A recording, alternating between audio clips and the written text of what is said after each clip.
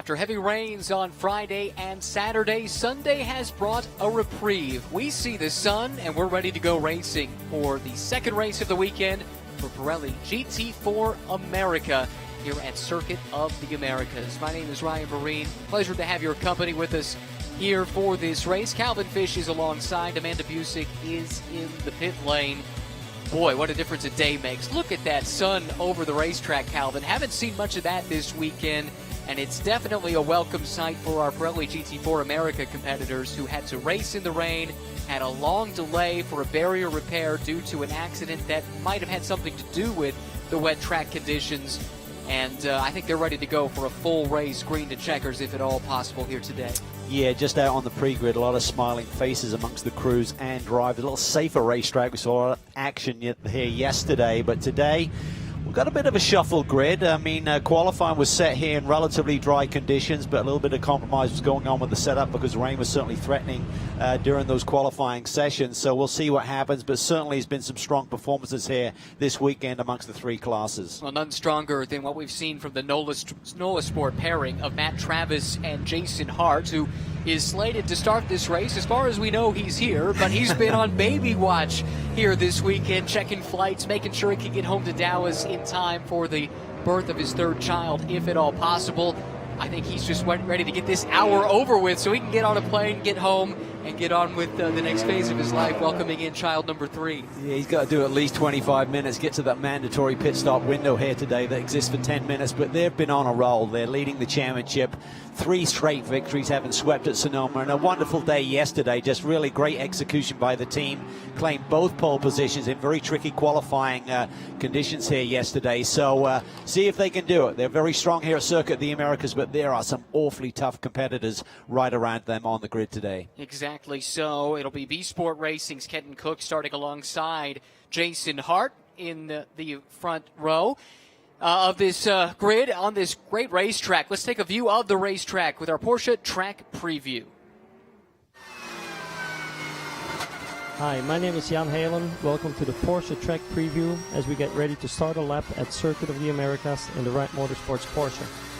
Coming onto the front straightaway, out of turn 20, first gear all the way up to 5th gear, almost reaching 240 kilometers an hour. Hard brake zone up the hill, down the first gear. Very good place to overtake. Very wide on entry. Down the hill into turn 2. 4th gear flat out.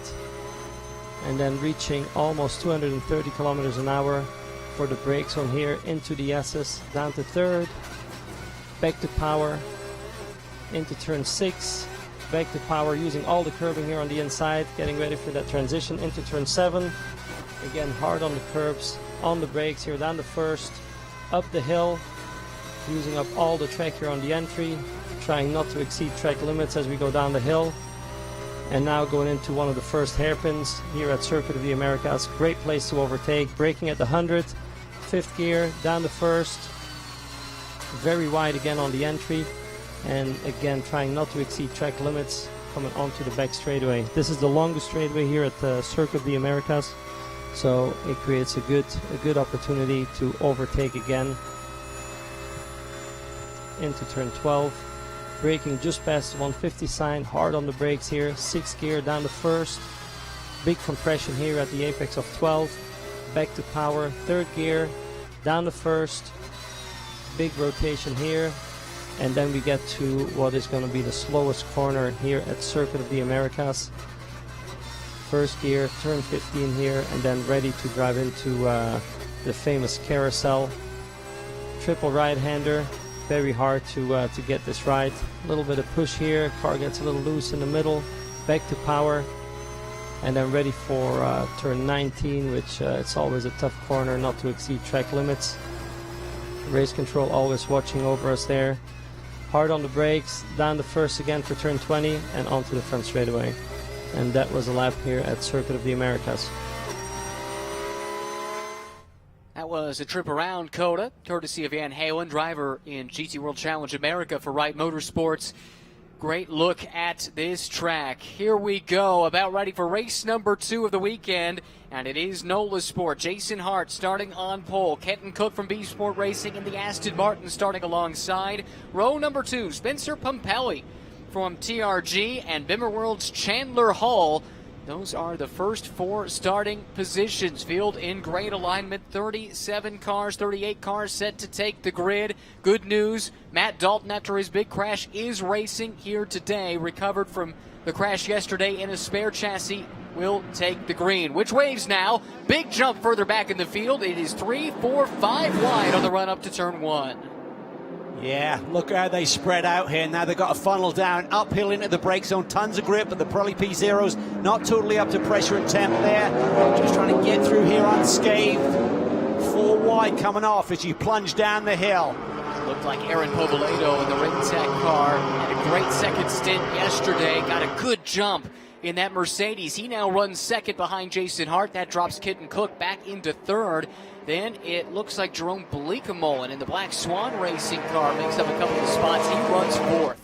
Yeah, just some great starts here. Didn't look like Spencer Pumpelly was able to assume his second row grid position, so I'm not sure if there's some kind of penalty or issue with the Racers Group car that finished on the podium here yesterday. So we'll have a lot of work to do. That's the spin. That may be Chandler Hull. Other cars caught up in this mess as well. Oh, heavy impact there, and it's not done. Everyone trying to climb on the binders to avoid the carnage. Cars going off track. That's Matt Dalton, who had his life flash before his eyes once again. Full course yellow. This guy Cosmo may be involved there. Yes. It's the 94 machine. Yep, that looked like it started with Chandler Hull getting loose, cresting that hill, and it happened right in front of the pack there on the opening lap. Very difficult to avoid, and I think probably blind to some degree, right, for some of the oncoming traffic? Yeah, and just the commitment coming through that corner. If you don't have the tires up to temperature and try to take evasive action, and it's really side by side through there. Let's take another look at it. You can see him like 6 in line, a little bit wide there, out in the grade, doesn't have the grip, tries to get back to power, loses the tail end, and the rest of the field is coming through at high speed. That's the 34 machine there that got involved there. That's Bill Oberlin. Chatted with him on the grid. He said it's probably his worst qualifying position in his career, and has caught him out early, one of our championship contenders. And late contact there, the Mercedes getting into Chandler Hull. I think that was Guy Cosmo in the other Rintec car, like you mentioned earlier. So several cars affected by that incident there at the start of this race. And some of the big names, too. Guys like Bill Oberlin, Chandler Hull, who had a great run yesterday with John Miller. Guy Cosmo, new to this team this year, has run with them in the past, but I think he and Chris Cagnazzi had thoughts on having a good afternoon, and looks like their day is done a bit too early. Yeah, Rentec's great day yesterday has not got off to the best start here, as you can tell, with the second of their entries involved there with Guy Cosmo. And that's what happens when you get out of position, getting back to Bill Oberlin, one of our championship contenders. Suddenly you're in the middle of the pack, and that's where all the problems can arise, certainly in these opening laps. Just such a deep field. If someone loses it right in the front of the pack there, nowhere to go. Let's look at some of the big movers there on the first lap. Owen Trinkler in the Pro-Am ranks up 10 spots overall to 21st. Also saw Jeff Westphal jumping 11 spots up to 12th in the overall running order. Ryan Eversley gained a bunch of spots as well. He now runs in 9th. We're going to take a look at the start of this race. What do you make of the way the field came down for the green flag? Well, Povolato just suddenly jumps out to the right here. Watch as we go green. Watch the black Mercedes on the second row, right behind Kenton Cook. There he goes. And then you see deeper in the pack, they all fan out like 5 wide in the middle there. And then it's just a question of trying to funnel down to that inside. Lots of grip here, braking uphill. Tires aren't up to temp. Everyone did a pretty nice job getting through turn 1 unscathed, it looked like. Somewhere Eversley made up some of that ground. He went wide early, nearly off the racing surface. Yeah, he made some big moves up into the top 10 from a deep qualifying position. But as we saw yesterday, although he's a couple of laps down, he had the pace to battle out with the leaders. Ryan Eversley. 17 car, I think that's... It's Andy Lee, is it not? It's Hetherington, isn't it? Oh, I think you're right. I'm sorry. Yeah, Andy Lee actually had a really good start to this race. He jumped up something like 14 positions in Pro-Am, up into the top 10. But yeah, you're right. Tough break for the 17. Todd Hetherington looked like radiator puncture. Definitely saw the liquid underneath that car. Also, an Aston Martin stopped. Top right. Orpelin and Chandler are running with the Bibblewell team, so you can see James Clay and John Miller looking on. Is that Jason Bell and Andrew Davis? Is Derek DeBoer. Spencer Pumpelly did not start from the second row. He was deep towards the tail end of the field there, so I'm not sure if they had some kind of technical issue that put them back there. They had qualified third based on the qualifying session here yesterday. This guy Cosmo limping that car back to the pit lane. Some significant right front damage. I don't think that car's getting back out today. No. Right front is not rotating. It's a shame for Guy. Good opportunity for him and Chris to team up together. The team really seems to have their act together in terms of the pace of their cars. Guy ran here last year with Capex in the GT3 competition alongside Patrick Byrne in the Bentley. Looking at Tim Pappas there, his co-driver Jerome Bleekemolen made a couple big moves there at the start, up 2 spots, now runs 4th overall. Pro-Am drivers hold the top 5 spots. Harpo, Vallejo, Cook, Bleekemolen, Leafuge, and then Mads Siljehaug in the KTM. He was right there alongside Chandler Hull when Chandler spun. Certainly nothing untoward from Mads there, but a good start from him. Has that car he shares with Nikolai Elganian from Marco Polo Motorsports running up in 6th. Yeah, and we expected to see that KTM crossbow really come to the front in the wet conditions. Didn't exactly pan out yesterday, but Mads and Elganian, they're really 2 quality drivers. And such an interesting mix with all of the different manufacturers involved in this championship. And that kind of stands out, that KTM, very unique car. On the subject of unique, one of the unique team names to come to Pirelli GT4 America this year, Random Vandals Racing, currently leading in the AM class. Al Carter up into the lead ahead of Russell Walker. Sam Owen holds the 3rd spot. That's back in 17th, 18th, and 19th overall. And then the AM class car that Jeff Mosing is piloting this weekend, sharing with Aurora Strauss, slotting into the seat that Christina Nielsen held back at the opener at Sonoma. They run in 4th at the moment in AM. And there is the damage done to Guy Cosmo in the Rentec Motorsports car. The good news is this team expects to be in the championship for much of the season. We know they won't be at Watkins Glen due to prior commitments for Chris Cognazzi, but he and Guy Cosmo have struck up a friendship. They knew each other a little bit from Ferrari Challenge competition. And when Chris decided to make this move, to make it with Rentec, I think it just made sense to go with Guy, who has some history with the team and some familiarity. Even though they'd not really worked together in Ferrari Challenge before, they knew each other enough that they felt comfortable making that next step. Unfortunately, not the start to the year that they were hoping for, as this is the first weekend of that program in 2021. Yeah, Guy has so much experience and has worked with the team, as you said before, back in 2019, did a couple of events with Patrick Byrne, so there's a nice affiliation there and just the natural fit in terms of who Chris would need as a teammate and a coach to really take him to the next level. How about Matt Dalton? You see him at the end of this train here, had that heavy crash. It was making the rounds on social media yesterday. Happy to say Matt was all right, but he got up in the air after a hard hit into the Armco and then landed on the roof before rolling back over. And we were so relieved to see him climb out of that car and just pound the roof with frustration. If that's his biggest issue after a crash like that, we can all be thankful. But here he is in the second chassis that they have, and he had to navigate his way through that chaos there. Yeah, I believe Patrick should have started this based on the grading. It was the lower graded driver would have started the race yesterday, which was Matt, so it's Patrick. And this car has run here this weekend in GT America, so it's not like they just rolled it off the transporter with no miles on it. So spoke to the crew very briefly and said should be good to go. Yeah, that's right. So Matt Dalton started yesterday, so he'll take the second stint today.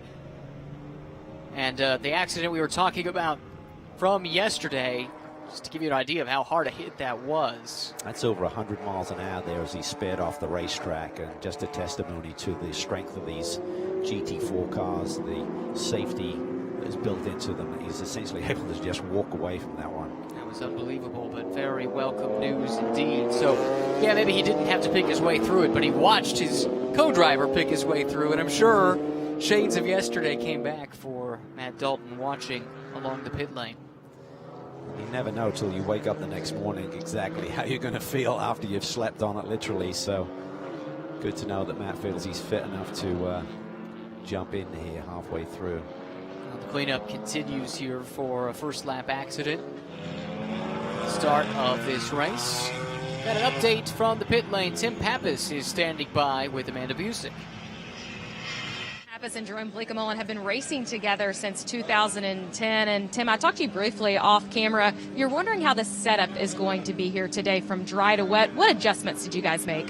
Well, we came here. It's been wet a lot. We've been chasing the ultimate wet setup, and then now today is a dry day, and we knew that coming in. So you're really just trying to figure out where to compromise. I'm not sure that we're stiff enough for today. We still have kind of a wet setup on the car. It's a little bit of a hybrid, so we'll just hope for the best, see what Jerome can do. When you look at how long you and Jerome have raced together, how does that experience help? Well, we know what we like to have for dinner, and we get along. We don't have a lot of arguments. Car's the same. We do fast pit stops, so it's been good. Well, based on last night, Ryan, I now know how to order your steak as well. Yeah, that's right. The teamwork coming into play for sure. And Jerome and Tim, they've been a really good partnership. They finished third in the 24 Hours of Dubai in the 991 class earlier this year with a couple other drivers in the mix as well. But I mean, they've been running long distance races together for a long time. They've been running in this paddock for quite a while. And it does make a difference when you have that rapport with a co-driver that dates back a decade in this case. Yeah, the chemistry is so important for the ultimate success. So obviously Tim is a firm believer in Jerome's speed and ability to set up a race car. As he mentioned, he said, we might not be stiff enough for today. What they're talking about is the compromise that they made throughout the course of the weekend with these wet sessions, damp racetrack. You soften the car off, making it roll a little bit more through the corners. When you get these dry conditions and those Pirelli P0s are really gripping, you need a little bit stiffer chassis to make it transition and be a little bit sharper through some of these corners like the S's.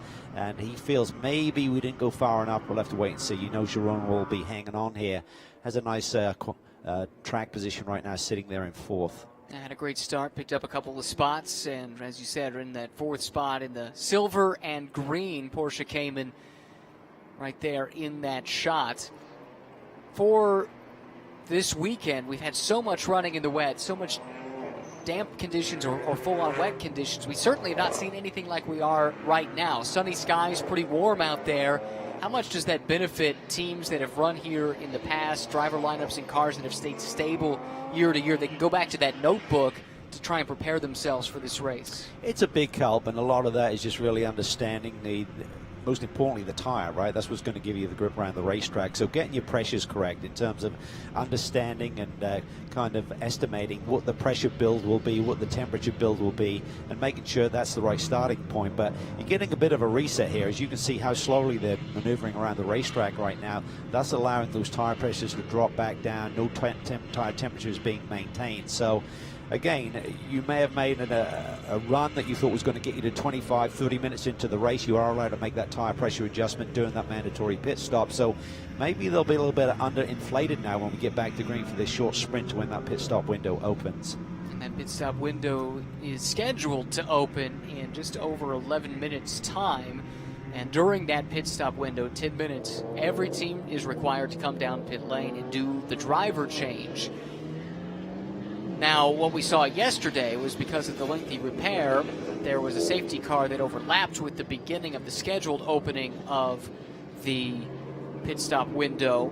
And so if that were to happen again, the situation is we'd go back to green, and then the following lap, the pit stop window would open, and it would be 10 minutes from that point on. And the result of that yesterday was that the drivers in the first stint, well, they didn't do much green flag running because they ran behind the pace car during those repairs for a long time. And then the second stint was shorter, too. And so often in this series, we talk about tire conservation. It's the same set of 4 Pirellis from start to finish. No tire changes during the pit stop. Some of that conservation goes out the window when you have an extended yellow like this one. Yeah, and there's no rule that prohibits you from throwing a second set of tires out during that mandatory pit stop window, but the rule in place for the weekend is you're allowed 4 sets of tires, but 2 new sets starting from qualifying and the races. So typically it kind of polices itself. You need a set for qualifying for each segment and then a set for each race. But because you may have some tires that were very good yesterday, haven't heard this in the paddock, but a strategy could be to start the race on that used set, throw a new set of stickers at it during that pit stop window. And if anybody is employing that strategy, this yellow plays into their favor because any disadvantage of starting the race on a used set of tires relative to the stickers doesn't really matter when you're running behind the safety car anyway. Correct. But that then puts the onus on the teams to do a tire change quickly, and that's really not something that most of the teams spend a bunch of time on because, as you said, on a normal weekend where you don't have a bunch of rain or extended yellows, it does police itself. The 2 sets of tires for qualifying in the race makes it straightforward how you want to play that strategy. Yeah, it can backfire horribly. It could give you a nice edge, but could certainly put you 10, 20 seconds behind the rest of the competitors if you have a little issue with one of the wheel guns or whatever. And if it's not something that the crew has been practicing Right. for, that is a tough ask. And you look at the crews in Fanatec GT World Challenge America powered by AWS, that series does have the live pit stops with refueling and the tires, and there is a lot of practice that goes into being good at that to be able to hit the minimum pit stop window and not lose time on pit lane. And some of these teams that run here in this sprint format also run in endurance racing, so they should certainly have an advantage if anyone chose to elect and use that strategy. But right now, Jason Hart has probably got a lot more on his mind in terms of just winning this race. He's got his wife very close to giving birth to their baby, just hoping that she can hang on here and sprint home. Who knows, if he gets the call, he may not see the podium if they should make it here today and heads north to Dallas. I think that's a sacrifice he'd be more than happy to make. He told us earlier in the weekend, as long as it's not a race, I'll miss it. If it's qualifying, fine, we'll start in the back, whatever. I want to be there if I can, but he is a race car driver at heart. He said his wife knows what she married into, and they were prepared to make the sacrifice should the labor begin during the race. And he was going to be here to race no matter what. A couple already with a couple of daughters. They do not know the gender of the new baby, so that'll be an exciting surprise as well for Jason Hart. He and Matt Travis have turned into a dynamic duo, second in the championship the last 2 years in Pirelli GT4 America Sprint X. There's a little debris on the track there. Somebody ran over it too. But those two, it's such an asset in this series with the format the way that it is when your AM can run times very close to the pro, and Matt Travis on his day is capable of running right there with anything Jason can throw down. Yeah, and that's the key with that pit stop window. Typically you're trying to get your fastest driver in as soon as possible or keep them in as long as possible, which is the case today with the faster driver starting. But with the NOLA Sport team, you know, both Travis and Hart are pretty evenly matched. You've got other combinations like Toby Grahovic and Stephen Mackler, who's back this weekend. Great to see him here in our paddock. They're both very quick, so you saw those use the strategy of when we did go back to green yesterday, keeping out, trying to use that clear track to try and gain some time before they hit pit lane.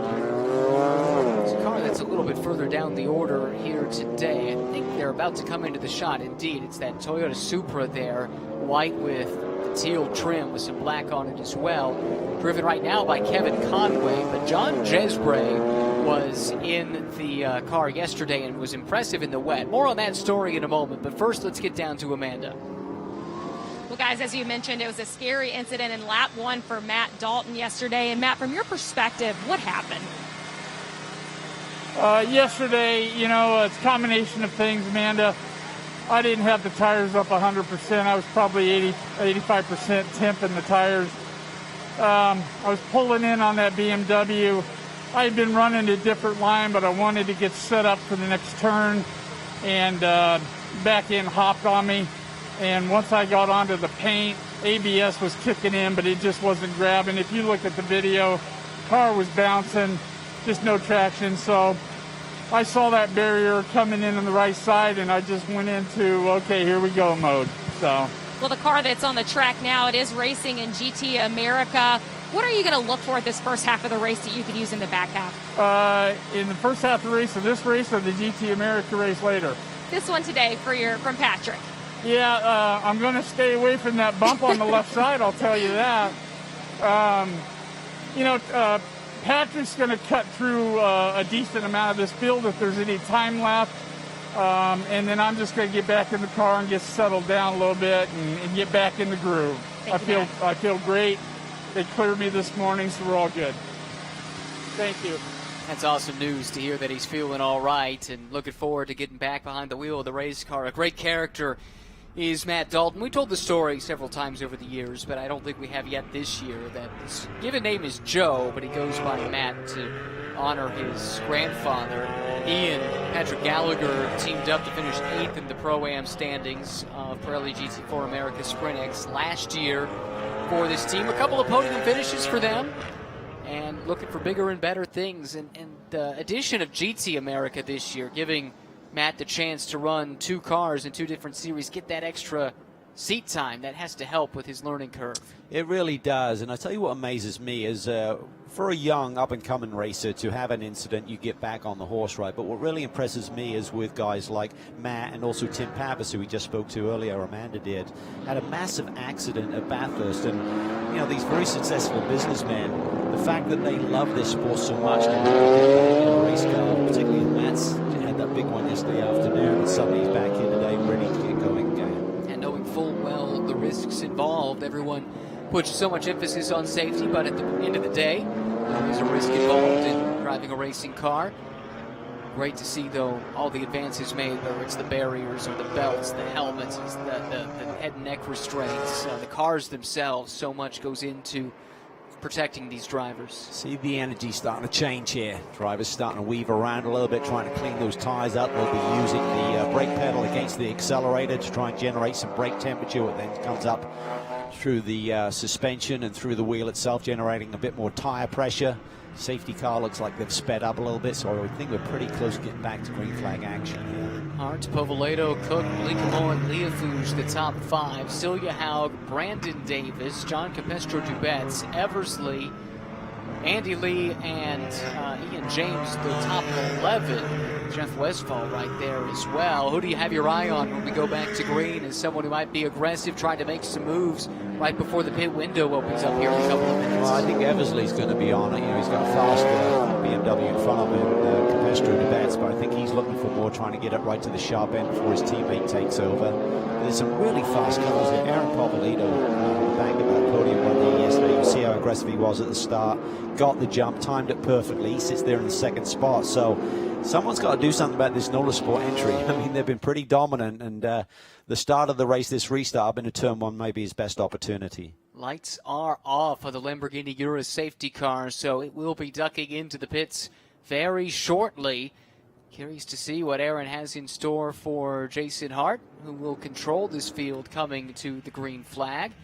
Restarts, the green flag is given earlier than where we see it for the initial start of the race. It's the same line where the checkered flag is given. And with the long run out of turn 20, using that whole straightaway where the green flag is given on restarts, which of these cars do we see yesterday? Hard to say, I guess, because of the rain, but they might have the advantage of a punch out of the corner, get that run down the straightaway. Well, Povolato certainly had the punch, which on the initial start, a little bit deeper, so it's really about the timing of it. You'd think that Jason Hart would back off here a little bit, get to that turn-in point for turn 20, and then take off. And it's hard in a low-speed corner like that to time it to go with the person in front of you. That becomes the challenge here. You see the Me and the Cougar on the front of that Porsche 718 Cayman. That is Jason Hart behind the wheel. He's the leader. He'll control this field coming to the green. Aaron Povolato runs in 2nd. Top 5 on the track are the top 5 in Pro-Am. They're about to duke it out as the green flag waves once again. Back to racing at Circuit of the Americas, and right on cue, Aaron Povolato on the attack, able to get to the inside. Hart now drifting back to the outside to have a better run through turn 1, but the braking zone belongs to Povolato, and he moves that Rentec Mercedes to the lead. Kitten Cook on the attack, but has to back out of it. Meanwhile, looks like Bleekemolen and Leofouge side by side at the exit of 1. Yeah, just really nice job there by Aaron in terms of timing that run off that final corner. Looks like mid-range that Mercedes is a little bit stronger than the Porsche. Then tucked it to the inside, and then as Jason washed out wide to try and set up for the undercut off the corner, Aaron then took up the middle of the road. Just beautiful racecraft there. This restart from Matt Siljehaug in the KTM, the Ryder Engineering factory driver, able to build a gap over Brandon Davis right behind, and he's putting the pressure through this part of the racetrack, at least, on Greg Leofouge. You think this might be where that KTM would be strongest? Yeah, this is a nice little opportunity here down in the brake zone. If you take the traditional line, suddenly someone will dive to the inside. Kenton Cook thinks about it. He's not quite close enough. And that's just a sense and a feel that you have when you're behind the car in front of you. You'd love to go into that deep brake, take an opportunity, but if the other car is just braking just late enough, you know and you sense it's not going to be the right timing. Pit window should be open. Traditionally, we do not see a lot of early takers here in race 2 with the pros in the Pro-Am lineups running these cars. It's side-by-side Bleekemolen and Leofouge. These two have been side-by-side a couple of times in the last few laps. Kitten Cook just ahead. Matt Siljehaug watching from behind. Still side-by-side. Leofouge ahead of Bleekemolen. That's just the experience there. You hate to be passed as a race car driver, but Jerome just recognized really can't fight right now. Just got to sit back and try and settle in. Try and find a nice pace. And then the real key is going to be what is the setup like on that Black Swan Racing Porsche. Meanwhile, Aaron Povolato has made good his escape. It's a massive lead over Jason Hart, who has fallen back into the clutches of Kenton Cook's B-Sport Racing Aston Martin. Here comes Matt Siljehaug on the attack. It's rare that you see Jerome Bleekemolen on the back foot, but that's exactly where he is as Siljehaug dives up the inside in turn 20. Yeah, and watch he doesn't get another move. Is that Brandon Davis going to the inside? Yes. Good run there, and he may get the run on Siljehaug up this uphill stretch, 130 feet elevation climb up into turn 1. You can leave the braking incredibly late. Bleekemolen to the outside, just gets on the curb there, unsettles the rear end of that Porsche. Got to be careful, that 52 machine is looking, Capestro de Betz is right there as well. It was still 3 wide at the exit of turn number 1. Now Leofouge is attacking Kenton Cook. That's the battle for the second spot as Jason Hart has fallen down the order considerably. He's behind Leofouge now, so I think that would be for in the 4th position. You don't say that very often, right? Look at Ryan Eversley in the ST Racing BMW, the Vincent Van Gogh Starry Night livery. He's trying to hold off Andy Lee in a Pro-Am entry. The TMG Racing stable. This field is so deep, so many quality drivers when these pros are starting round 2 of these double-header race weekends. We saw Ryan Eversley featured in the battle at the front of the field yesterday, but he was a couple of laps down. We found out after the race it was an issue with the turbo. They basically lost a lot of their boost. There was a leak. That was resolved in the race, and he was out there running fast lap times, but a couple laps behind the leaders, now showing the strength of that BMW and the ST Racing team. Here comes Leofouge. Kenton Cook has to go defensive into the downhill braking zone. Leofouge to his flank, keeps it there side by side, up over those curbs on the exit. And now with the right-hand bit to the next corner here, can Leofouge complete the pass? He should be able to, but Kenton's kind of hanging with him. He can go side by side here. Now he's got the inside into the brake zone for turn 15, but watch out behind. They could open up the door for Jason Hart once again. And Jason would love to get back up to the point. It was a late flyer that put Jason on pole for this race. He was way down the order, and then all of a sudden on the last flying lap jumped up to P1, led the field to green, but has dropped 3 spots here since the restart. Kenton Cook came into this championship weekend second in points, but had a nice run going yesterday. Then he had a big issue, which I believe was a power steering issue, which makes sense. We suddenly saw him go wide in the S's at one point and just lost dramatic pace for the last few minutes of the event yesterday. That was costly for them. They were primed for another good result. That B-Sport Racing team still looking for its breakthrough win. They've been awfully close on a number of occasions. It seems like it could come any day, and if Ryan Puck can have a good run, today might be that day as Billy Cole continues to drop like down a the stone, order. isn't he? So I'm not sure if a setup or whether just the pack is so thick that they just keep coming at him. And James has made a move. Excuse me, we didn't hear from Tim Pappas saying, I don't know if our setup is going to be right. Here comes the Murillo racing car. Christian Shimshak started the race in this machine that started on the outside of the front row yesterday, but had to retire on the second lap with a gearbox issue. He's turning it over to his co-driver Kenny Murillo, a very potent pairing in the silver class. Yeah, he was really quick yesterday, and just a shame they had that transmission issue, driveline issue. But Aaron Povolito, what an impressive run here for this Rentec squad.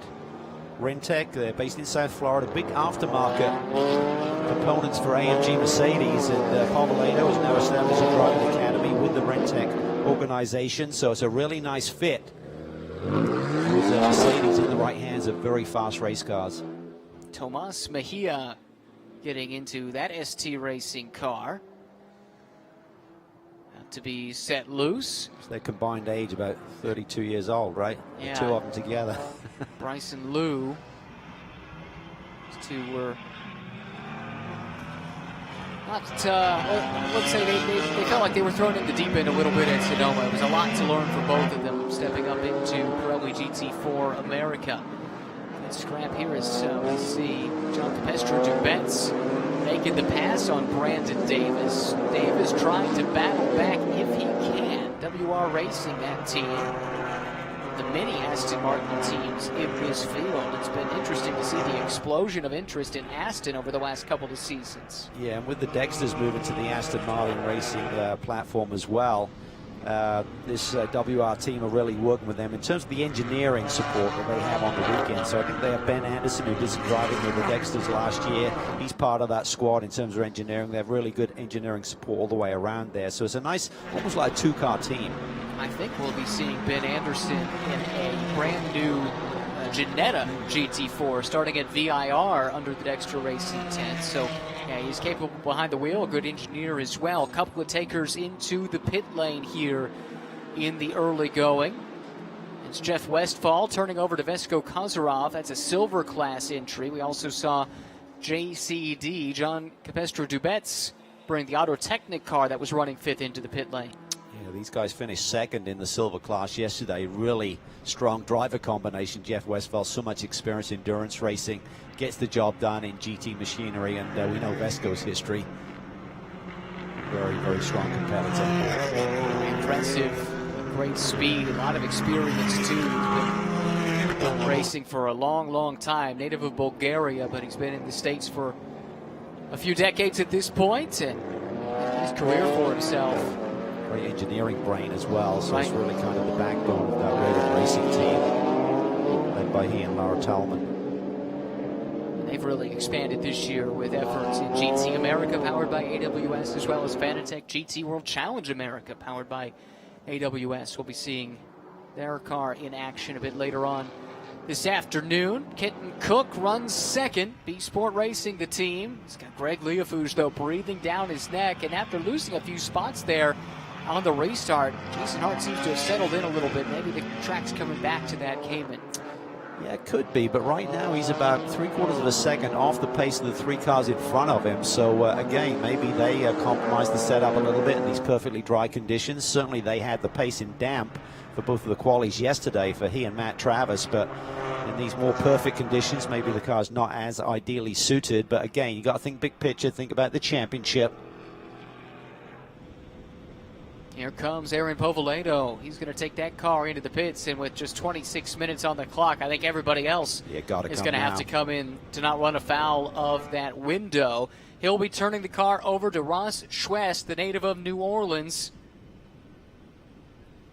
who had some nice drives yesterday. Aaron, though, sterling performance to jump to the lead. Had that great start on the initial green flag, and then it didn't take him long on the restart to go from second to first. Yeah, and it's an 82-second minimum pit stop time. You do have 1 second to play with. That's over the course of the whole weekend, both races. So if you used it yesterday, you've got to be outside of that number. We're seeing a problem here for the 888 Westphal to Kozarov. That's not even close, 79.5, so that's a definite drive-through penalty for that car. That will take them out of the running unless we get a reset, I would imagine. It's costly for them. So you do have the one crew member who can check tire pressures. You can let a little air out of the tires if you'd like. Most teams do elect to do some of that. It's the Forbush Performance Toyota Supra Signal sponsorship. That is Damon Surgizin taking over that car, I believe. Here comes Povolato, who pitted from the lead. It's going to be interesting to see where he comes out. How clean was their pit stop? That becomes the question. This is the Nola Sport pit stop. Looks pretty good. Schwest now behind the wheel.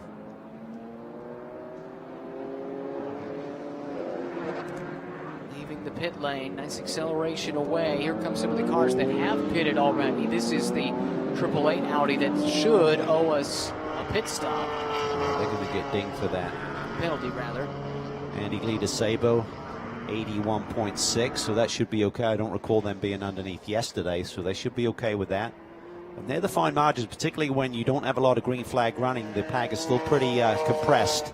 And if you can suddenly take 2 or 3 seconds out of a competitor's pit stop delta time, that really gains you a lot of track position. It looks like the Nola Sport team did all right. They end up ahead of Brian Putt. So this is the car that Kitten Cook was driving and was running second. He's dropped a couple of spots behind now Sean Quinlan and Matt Travis. Quinlan in the orange and blue BMW. Matt Travis taking over for Jason Hart in this Nola Sport Porsche. 82.2. So that we talk about execution in terms of yesterday's qualifying session, timing it, finding their drivers clear laps, getting that last lap possible on a dry and racetrack. This is why this team is so good right now. They've got great engineering, the car is always quick, but they're ticking all of the boxes. That pit stop just 2/10 out of the minimum. Well, we've had a chance to let the pit stops cycle through. Let's go back to the pit lane. It's been a busy place down there, Amanda. Oh, it has been busy, and Jason came into pit lane in the 4th position. You have gained a spot on Brian Putt. How important was that driver change for you guys? It was big for us. Hopefully we made some time. Normally we're quite quick on the driver change, and Matt's hot out of the pits. We knew we would struggle a little today with the temperature come up. Come on, Porsche, now's the time. Turbos in the GT cars. Let's do it. Got to happen. And girls, I'm coming home. Ashley, I'm coming home. We're rolling out right now. Thank you. Love you. We'll let Jason get to his flight. He's got bigger things on his mind. He's not going to stick around to see what Matt Travis can do. And some of that, I think, is probably some confidence in Matt's driving ability. Yeah, it's now the focus changes to family. He's done his task, had a great weekend, had the car on the pole, big win yesterday, and the car's in good shape here as well. Let's see if Matt Travis can drive it back to the front. Winners yesterday, swept the weekend as well at Sonoma to get the season started. It's been a very good start to the year, as is their custom. They have gotten off to great starts each of the last 2 seasons. 2nd place in points both years, trying to take that one more step, a little bit better this time around. So Quinlan wins from Travis. Putt runs 3rd. Kozarov is currently 4th, but we believe will get a penalty. And Ross Schwest taking over the car from Aaron Povolato. That was the car that was leading. Is now down in 5th with Nikolai Alganian giving chase in that KTM. Yeah, I'm trying to see what their pit stop was like. Yeah, they left a lot of time. That pit stop was 93 seconds. That's why they're a bit buried in the pack. They lost 11 seconds to some of the field there that pit stop time. So I'm not sure if it was a driver exchange issue. They shouldn't be that far off with the timing, the software they utilized to make sure they're close to the number. Telling the story earlier, John Jesbray, how good he was in this Supra yesterday in the wet, has very little experience at all, let alone in the rain. His first has come this weekend, and he's taken over from Kevin Conway in that smooth racing Supra. Just made up another spot around Elias Sabo, and opened the door for one of the BMWs to slide through as well. Yeah, really nice team. Tony Arve is operating the organization to run this smooth racing Toyota. They got Thomas Knapp, legendary engineer. He used to run against Thomas in behind the driver's seat in Atlantics a couple of 3 decades ago. Sorry about that. But yeah, he was always fast, always very passionate, very focused individual and a great engineer. Great to see him involved this year. This is a great recovery from Kenny Murillo, who almost got sent around by Paul Terry in the Aston right behind him. Here comes Nikolai Elganian, smelling blood in the water, trying to pounce. You're scared. I wouldn't blame him, would you? He's like, Terry's in a fight here. I'm not sure I want to get involved in this one. Let's just sit back and watch for a while. And Paul Terry's not one who's afraid to get the elbows out. No. We've seen that over the years. He's definitely cleaned it up and has turned into a very fast AM driver. We saw him with some great speed last year in the sprint single driver format of Pirelli GT4 America. Some of that carrying over. Just saw Jesbray pull into the pits. Not sure what would have caused that to happen. That is definitely not on schedule. Notice their pit stop time to see if they're underneath the Delta, but this is going to cost them dearly. Well, that's too bad. So if he doesn't stop, you would assume it's just a drive-through penalty if he doesn't hit his pit box. Yep. So this has become the battle for the lead, and man, this is shades of 2019 all over again. The championship came down to these two teams, these two cars, and we can see what Matt Travis can do here as he's trying to find his way around Sean Quinlan. Jerome Leacomoen has gotten out of the car and given that over to Tim Pappas. They're currently running 10th, and Jerome had a great stint. He's with Amanda right now. Well, they had started the race day at number 6, made it up to 4. And Jerome, what issues are you guys facing with the car at the moment? Yeah, well, we had a great start, made up 2 spots, but straight away, even before the safety car, we had engine overheating, so we had no power, and it was so hard with the whole field behind you. Out of each corner, they were catching me, and I tried to do anything to keep them behind, but yeah, no chance. So unfortunately, we had to lose a lot of positions. Was there anything you could relate to Tim in preps of his leg? No, I mean, we checked the car if there was any debris from the crash on the radiator, but it was clear, so we don't know what the issue really is, but I could see straight away the temps were way high. Luckily, we had a great race yesterday, made up a lot of spots and got onto the podium, but you never know. Tim is quick, so maybe he can make up a few spots. Yeah, and Jason Hart alluded to that as well. I don't think he was in such dire straits as maybe Jerome was doing his opening stint in terms of the temperatures here today. I did notice, so we've got Sean Quinlan behind the wheel of that Cameron Motorsports BMW right now leading this race, but Gregory Leofage, when he was behind traffic, he was sitting in the middle of the road going down the back straightaway. He wasn't tucked into the draft, so he may have been seeing temps rising on that BMW as well. Well, ambient temperatures right now are as warm as they've been all weekend, considerably warmer in fact, and could that have perhaps caught some of these teams out? Well, for sure. I mean, obviously they will know that we're in much hotter conditions, almost 80 degrees out there right now, and you wouldn't think they'd have any tape on the grill or on the ducts to try and keep engine temp in like you would in the damper conditions that we saw here yesterday, but you just get to a hot day, and some of these cars are very marginal in terms of getting to that point. And with the electronics, once they sense you're overheating, it just draws power out so you don't damage the engine. And if you're racing, that's the last thing you want, is to suddenly have not the true performance. Great side-by-side action here. Stephen McAleer ultimately prevails, able to make that pass on Paul Terry. That moves him up into the 6th spot. Second, though, in the silver class, which is led by Murillo Racing. Kenny Murillo behind the wheel of the orange number 72 car, the leader in silver. Engine is a comeback for them, and that's because this is the car right here. Mercedes fighting it out, not for class position, but they had to retire that car early yesterday. Gearbox problems. They weren't sure if losing all the fluid in the gearbox was going to have caused some damage. Evidently it has not, because they've been flying. Christian Shimshak started that car.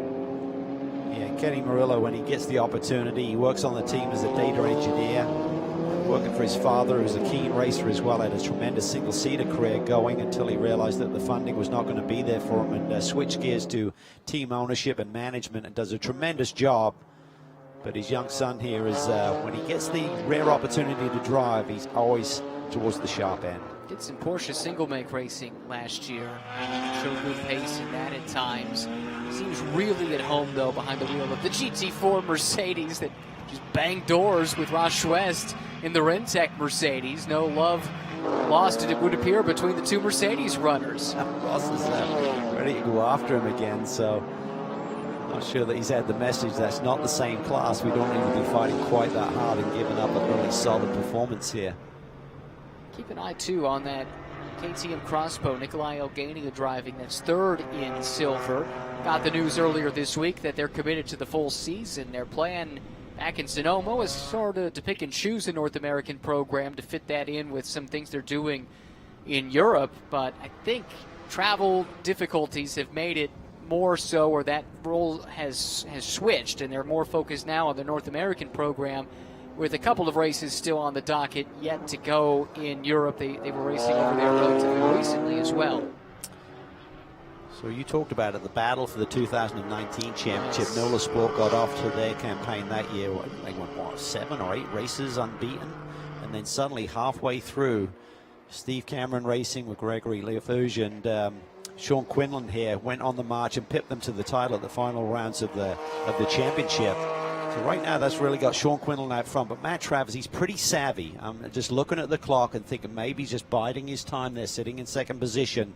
But you can't afford to wait. If there's suddenly a yellow and you don't see any more green flag racing, that can catch you out. So I would think over the next 5 minutes, if he has the performance in the car, and again, maybe he's struggling with the overheating issues as well with the Porsche, see if he can hone in and have an attack for the lead. It really was amazing in 2019. That season-long championship came down to the final lap of the final race in Las Vegas. These two were driving, and it was a matter of who finished ahead of whom. That settled the championship, and Sean Quinlan had come so far over the course of that one season. His driving had really developed, and he was ready for that moment. Was able to hold off Matt Travis, and they picked up the championship, something that they've been cherishing ever since. Travis there, really fast hands coming off of turn 12, really try to get on the power, trying to get really tight here through this stadium section, see if the door opens a little bit. How much risk will he take with the championship lead, going for 4 straight victories to start the year, but don't want to risk it all here and end up with damage to the race car. Particularly as deep as this field is, you can really plummet down the order and end up with 0 points. I think it's go time now. You can't afford to wait too deep into this race. Based on what we've seen, Cal, where are the strengths and weaknesses of the two cars relative to one another? Well, it seems like the BMW may have a little bit more power, but you know, Mass riding really tidy races. Look like the car is carving the corners maybe a bit more effectively than the BMW. You don't see as much roll in the Cayman platform right now compared to the BMW in front with Sean Quinlan. But this is going to be the key. As soon as he starts to compromise his lines a little bit, lap time's going to go away. Matt Travis stalking Sean Quinlan. 13 minutes remaining. Quinlan for Stephen Cameron Racing. That orange and blue BMW. He's got the NOLA Sport Cayman right in his tire tracks. Can't put a piece of paper between these two cars. Oh, Matt Travis just trying to find a way past. He's very strong through these twisty portions of the racetrack, but it's a difficult place to try and get alongside. It is, and you can see it seems like Matt Travis can put that car exactly where he wants it to go, but Sean's doing a great job. He's not been intimidated here. He's hanging on a little bit. You can just see the BMW just kind of rocking and rolling a little bit more than the Cayman as he cut through those S's. Those S's just keep coming at you, particularly by the time you get towards the end there through turn 8, 9, and 10. Car and tire just wants to give up on you. It's so easy to get stuck looking in your mirror, trying to gauge where your opposition is and just miss that apex by a little bit, and then you're all out of kilter for the rest of the run through the S's. Is Kenny Murillo going side by side with Brian Putt. This is for 3rd overall. A silver class car making its way past the Pro-Am runner in Putt. And Putt will relinquish that one without too much of a fight because he's still in contention to win, or to pick up, I should say, a class podium finish in Pro-Am as they run. Yeah, I think that's a wise move for Putt. Just let him go, get back into a rhythm. Don't fight him and lose too much lap time, because the next car in line is a car in the same class, with Schwest really having a really strong run here. But up front, Travis continues to keep the heat on Sean Quinlan. It's amazing what John Shurik and company have built there with NOLA Sport. To hear Jack Baldwin say, Jack, of course, the class manager for Pirelli GT4 America, this is the best Cayman team in North America. That's what Jack feels like. And Jack knows a little something about running Cayman teams. That's something that's in his history. It's hard to argue. Looking at the results that they've had, they turn up week in and week out with a well-sorted package. Helps to have the driver lineup that they have, though. They have been dynamic, but the team gives them something to work with and speaks volumes that they won both the Pro-Am and Am championships last year with the Cayman. We see Ross Schwez starting to pull in a little bit on Brian Putt. His co-driver was down in the pits with Amanda. Well, there was a bit of a miscue here in the pits that delayed them getting out the pit lane. And you speak to Ross during the race. What have you relayed to him such far on the race? So far this race, I've been telling him what a strong car he has underneath him. His pace is fantastic right now. He's one of the quickest cars on the track. He's reeling those guys back in, those spots that we lost in the bad pit stop. He's reeling them back in. He's doing a great job. This Rentec AMG Mercedes is such a strong race car, especially as tires wear and the stint goes on. God, this thing handles so beautifully. It's such a strong machine. It's a joy to race hard with this thing. Does look like a joy to drive. Now trying to find a way past Brian Putt, who has really done a nice job running in this podium position. Kenton Cook had a great opening stint, and there's been no let-up from Brian ever since he got installed in that Aston. Yeah, Ross is not afraid to get his elbows out there down into turn 11. Looked like he might go into the ABS a little bit. Had to go straight before he got it turned there, but just squared the corner off. Got good exit speed. And there you can see it. Travis is keeping the heat on, but importantly for Quinlan, it seems like he just gaps that Porsche by about a car length midway down the straightaway, and that just takes a little bit of the pressure off. Big move there. Schwester's got in front of Putt there in the brake zone in turn 12, it looked like. Yep, and that is for the final step of the Pro-Am podium as well. So decent recovery after the lengthy pit stop waylaid the Rentec Racing team. Lap after lap, this looks exactly the same. There's just nothing you can do through here if you're Matt Travis unless Sean makes a mistake. Well, it's going to take huge commitment. I think the car has good pace through this little rhythm section here. He gets through 19 nicely, but it's a question of do you want to dive to the inside and risk having Sean turn in on you? Has a little peak. Sean's up for it, though. You can see him kind of crabbing in a little bit, just compromising his turn-in point to make sure that he doesn't leave the door so wide open towards apex. Under 10 minutes to go, and this is the battle for the overall lead. And look at Kenny Murillo lurking in the background, running some really fast lap times. He was well over a second faster than the two cars in front of him the last time by, around a second and a half, in fact. So before too much longer, he's going to insert himself into this battle, and if you're Matt Travis, that gives you all the extra motivation you need. If there is an opening, I think this is the point you got to go for it before Kenny gets there. Look at this, side by side through the S's. Travis trying the outside. It becomes the inside here. He makes it work. Matt Travis around Sean Quinlan and moves Nova Sport back into the lead. Now he's got to get the hammer down, but he's wide there. He gives out a little bit there in terms of time. Quinlan needs to keep the pressure on. He needs to be tight to him as they come off of turn 11 and see if he can out-accelerate him down that long back stretch. But you know that Travis is going to get defensive, maybe change his line, and Murillo is lurking. Yeah, here comes Quinlan, closing in a little bit, takes a peek, under braking, little lock up on the right front. Murillo looking to the outside. He's not going to play nice with these two battling for the class lead. He wants the overall win if he can get it. Yeah, a little critical error there by Sean, just trying to dive down to the inside. He wasn't close enough to make the move, and just a little puff of smoke and just lost a little time there, and Travis has escaped. That was a bold maneuver for Matt Travis, but like you said, Cal, that's what it was going to take. He had been sitting in the rear tire tracks of Sean Quinlan for the last 4 or 5 laps trying to plan that move, saw the opening, and when it opened, he took it. He did, and critically, he had that bit of a gap coming off of turn 11, which again took the pressure off. Quinlan got closer to him towards the brake zone, but nowhere near close enough to have an attack on him. And if I was Quinlan, if I was Steve Cameron right now, I'd say let Murillo go, let Murillo go, and just focus back in again. There's no point in fighting. There's not a car for class position. Maybe see if that will affect Travis before the checkered flag here this afternoon and give you another crack at the win. Exactly. If Murillo can get through, then maybe he can go and run down Travis, and that opens up an opportunity potentially for Quinlan to take advantage and snag that lead back. At least that's the theory. But for now, Quinlan doesn't look too keen to give up second overall. Well, he's got that racer's mentality. You hate to be passed, even though logically you should let him go. Stephen McAleer, by the way, just made his way around Brian Putt. That was for 5th overall, not a class position. McAleer is 2nd in silver, so he'd like to catch Kenny Murillo. This is what McAleer would like to see with 6 minutes left. He's quite a ways back. Don't think he's going to be close enough to run him down, but you never know. He's been hard on the charge in the car he shares with Toby Grahovic here this weekend. Yeah, don't think he quite has enough pace, though, looking at it either. There's Greg looking on his teammate, and that's what he thumbs up. Just let Murillo go. Settle back in. Let Murillo go on the charge here. He'll be looking for that overall win, try and catch Matt Travis. But Travis is savvy. I think if Murillo gets to his tail end, he's just going to let him go and then just focus forward in terms of seeing that checkered flag. Tremendous bounce back from Murillo Racing from the lows of yesterday, out of the race. Only 2 laps complete, unsure about the health of that race car due to the issues that they had yesterday.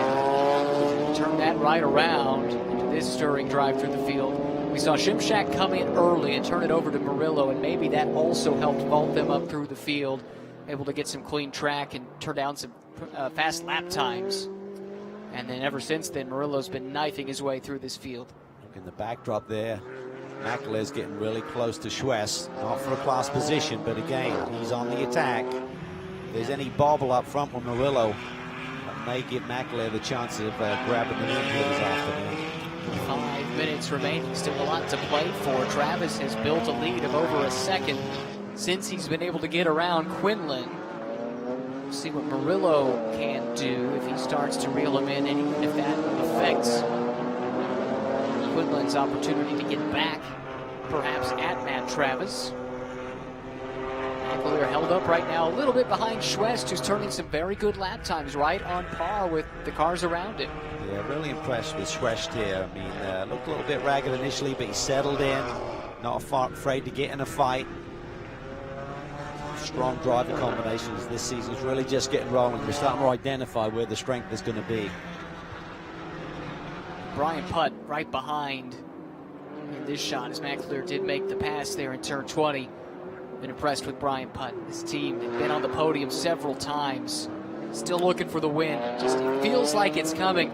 Talking to Kenton Cook earlier in the weekend, he said Aston, it feels like the best all-around GT4 car right now. Not the best at anything, not the worst at anything, and it puts them in position to be on the podium a lot, but when you don't have maybe one strong suit that you could hit a track where that plays into your hand, it does make it a little bit difficult to get the breakthrough and go from second or third to a win. Yeah, it certainly had a lot of success last year, didn't it, in the hands of the Flying Lizard Motorsport Group, with Michael Dinan claiming both the Sprint and the Sprint X Championship alongside Robbie Foley. So there's been a bit of a migration over to the Aston Martin, I think, based on the performance that Michael put in. But there's so many. So I mean, the Porsche Cayman, it seems to be strong everywhere. The Mercedes is strong everywhere. I mean, so many of these platforms now seem to be not one-trick ponies. They can go to different places and have speed. This is your AM class leader at the moment, the reigning champion in the AM class, Sean Gibbons, different co-driver this year. Sam Owen sharing the car with him.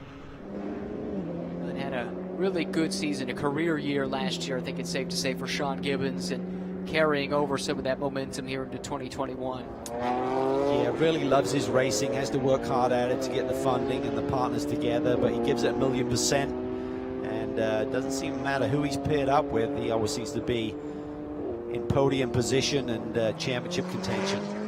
You can see his co-driver of a year ago, Zach Anderson, on the shuttle into the track at one point this weekend, so still embedded with the team. What a revelation he was for Nova Sport. Pirelli GT4 America competition last year, teamed up to win 8 races, 13 podiums, had the championship wrapped up even before the finale at the Indianapolis Motor Speedway. This is first and second overall with under 2 minutes remaining. Should be white flag, I would think. And Murillo making some inroads. I did see the white flag, so indeed, one last lap around. How badly does Kenny Murillo want the overall win, or will just the silver class win do? Yeah, I think for Travis, if the heat is on, he's not going to fight him. I can't imagine. You just got to let it go. It's nice to get that overall win, but you can't sacrifice the championship picture. A little bit of lap traffic up the road, I noticed, so that could yet factor into things. It looks like that is the GMG Racing Aston Martin. I think that's the car we saw stranded earlier in the race, and Jason Bell driving at the moment. Very sportsmanlike, pulls off to the side and lets the leaders through. Kenny Murillo to the right there. You can see picture in picture. Shimshak on the back bench, looking over at the data. Should have this class victory wrapped up, but how badly did they want to see the overall? We'll find out over the rest of this lap. Clarin up the road is not for position, but could still factor into things depending on how this plays out. That car is still in front of Travis. This next section we're about to go through, it's not an easy one to pass, even if you do have a relative speed advantage. Yeah, I thought that McLaren was going to get way out of the way. Travis takes it deep down to the inside, makes his presence known. That's the key. Be obvious with it. Don't get in that no man's land halfway along the flank and risk someone turning in. Made the commitment, then just leaned into the ABS. Gets it slowed down. Able to make it through also was Kenny Murillo. So still within striking distance, but running out of time. Could it be another sweep of the weekend for NOLA Sport? Another win from pole for Matt Travis and Jason Hart. What a perfect weekend it's shaping up to be for Jason, who's already jetting home to meet the newest member of his family. Should be arriving anytime now. Oh, Murillo goes wide, still pushing hard there in 19. 1 corner left to go. Here comes Matt Travis. Kenny Murillo pushing for all he's worth. But it's Matt Travis, Jason Hart, and NOLA Sport that win overall at Circuit of the Americas. Kenny Murillo, Christian Shimshak, and Murillo Racing take the silver class win, second overall after a DNF yesterday. And now we drop back to Sean Gibbons, trying to bring this thing home in the other NOLA Sport entry. Joe Rubo just up the road, having a nice run in 10th overall. It's the car he shares with Ryan Eversley. And they take the checkered flag. Congratulations, Sam Owen, Sean Gibbons. You're in victory lane at Circuit of the Americas. Wow. NOLA Sport, they're tough to beat here. Darn near impossible. Big wins, but very competitive field. Some great racing throughout. Then we see that TRG. Curious to know why they had to start towards the tail end of the field there with Derek DeBoer bringing it home, backing up a podium run here yesterday, but Spencer should have been on the top 2 rows of the grid. That Supra fighting back from that. Got it back up to 7th in Pro, 14th overall, but you do wonder what their day might have looked like otherwise. They've been able to assume their scheduled grid position. Their podiums: Travis, Jason Hart, NOLA Sport, first in Pro-Am, second in Pro-Am to Greg Leafouche and Sean Quinlan, Ross Schwest, Aaron Povolato. Slow pit stop and all, still a top 5 overall finish, and third in the Pro-Am class. Silver class win. Kenny Murillo shares that with Christian Shimshak. We saw in second Stephen McAleer, co-drove with Toby Grahovic, Ryan, and Warren Dexter. With the quiet, stealthy drive to 8th overall, they get 3rd in the silver class. He just missed it yesterday, setup-wise, strategy-wise. They told me that on the way in today, but we're able to get that rectified. And another solid run for that little team out of Nebraska. AM class winner. Sean Gibbons, Sam Owen for NOLA Sport, just outside of the top 10 overall, our top AM class runner. Our Crown Strike fastest lap of the race goes to Aaron Povolato. How impressive was he this weekend, Calvin? Both yesterday in his second stint, and then the way he started this race, very aggressive, got that car up into the lead before turning it over to Ross Schwest. Yeah, well, Aaron's a really quality driver. We haven't seen him in the championship very often. His history goes way back. About 10 years ago, he ran with the K-Pax team in the Touring Car Championship and had a runner-up finish. So quality driver, great to see him back leading the charge here, and a couple of podium runs here has been very impressive. And we get to VIR, who knows? maybe they'll grab a win. Look how close it was for the final step of the silver class podium. Ryan and Warren Dexter by less than 0.2 of a second over Nikolai Elgani and Demand Siljahout. That must have changed very, very late in the running. Great drive from them. I do wonder if the strong run from Toby Grahovic and Stephen McAleer might entice them to pair up again at some point this season. As of now, it's just a one-off, but I think we saw how potent that combination could be. Yeah, and with the strength there, they could go for overall wins as well as just silver, so we'll have to wait and see if they return. A couple other notes. Tim Pappas slipping all the way back to 21st. That car just not quite to his liking. Also, that drive-through penalty really cost Reardon Racing. Vesko Kozarov, Westfall dropped down to 22nd. Just a bit of a miscue in the pit lane, and it proved to be costly. And then you see a couple of drivers without any laps next to their names. Those are the drivers affected by the heavy crash we had at the opening of this race. Happy that we were able to resume racing. And it seemed like everyone was able to get out of their race cars, but some damaged race cars for sure. And good thing we got some time off to get those things fixed before VIR. Yeah, it's a shame because some quality runners and that'll have championship implications. But it's early days, lots of rounds left, but just got to dust yourself off. Well, let's get down to the pit lane and hear from some of our winners in Pirelli GT4 America with Amanda. Well, Matt Hart was able to get the lead back for Nola Sport, and your teammate Jason is driving on his way home. I'm sure he's actually live streaming this interview. Is there anything you'd like to say to your teammate? And he did a heck of a job in his stint. Gave me a great car with great tires, which allowed us to push hard there at the end when it really counted.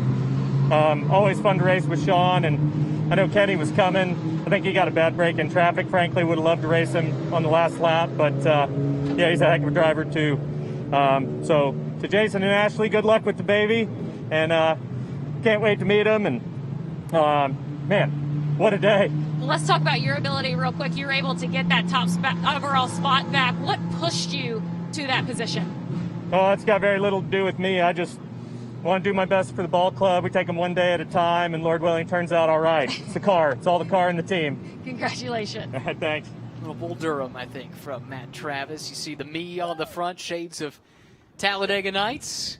He said he wants to meet him. Does he know something that Jason doesn't I know had about the baby? same thought. I did. Well, after that performance, if it is a he, maybe Matt could convince Jason and Ashley to name the child after Matt. What do you think?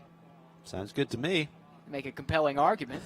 Pick up some hardware here today with his good drive. And, you know, that was very nice of Matt to downplay his role in that win. But quite frankly, he is an extremely accomplished driver in the Pro-Am ranks. Let's hear from more of our race winners with Amanda. Well, Kenny, I saw you exit the car yesterday completely disappointed. When you come back and be able to get a win here for your class, how satisfying is that? Yeah, I mean, it just shows the hard work that the crew put in. I mean, these guys are up late at night in the rain, you know, barefoot, you know, just drenched in water and just busting butt, and just incredibly grateful to have them. And the car, the Mercedes with the Pirelli was great, but yeah, I really want to dedicate this race to a racing legend who unfortunately passed away earlier a couple months ago. Mike Pascal, we miss you. We love you. This one's for you, buddy. Congratulations, Kenny.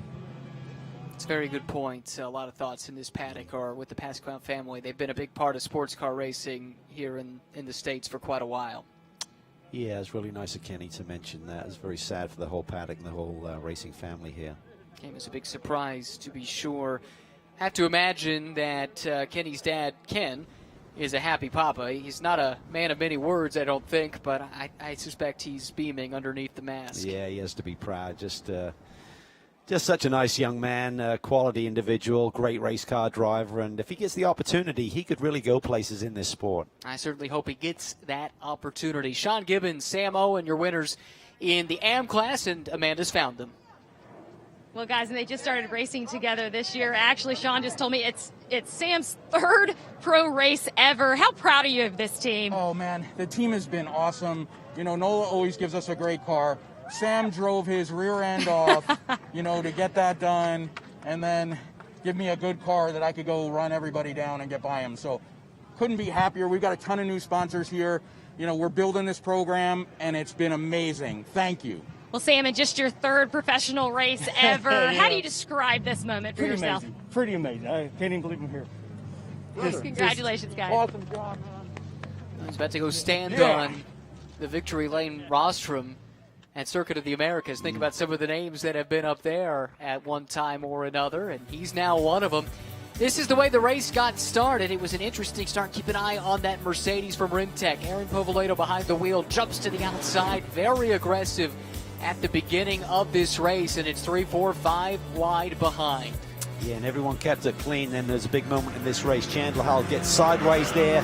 Many cars involved, including his teammates. Yeah, that took out Bill Oberlin. A couple other cars involved. I think that might have been what happened to Jason Bell. I do think, Andrew Davis, rather, driving the car he shares with Jason Bell. Here's the restart, though, and Povolato on the attack once again. Yeah, just timed that restart perfectly. Getting off turn 20 with good acceleration, gets the run. Had a little bit more power coming up the straight there. Clears Jason hard. That was a little love tap there from Paul Terry onto, I think it was Christian Shipshack at the time, the car he shares with Kenny Murillo.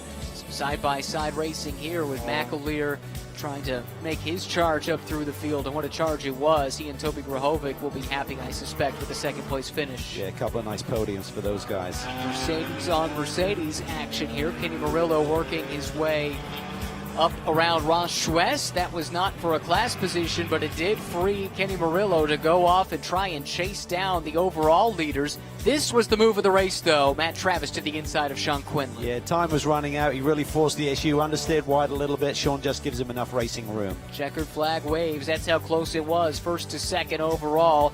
A couple of winners on the screen, though, because first place, the Pro-Am winners from Noah Sport. And right behind, the Murillo Racing Mercedes, your winners in the silver category. Plenty of highlights in that race. That was a lot of fun. Probably GT4 America seemingly never disappoints, and we get to do it again at VIR in a little over a month's time. A great racetrack, and it'll really challenge teams and drivers alike. So looking forward to seeing what that has in store for us. So that's a wrap for us here with Pirelli GT4 America. Thanks for joining us, and we'll see you with the next round at Virginia International Raceway.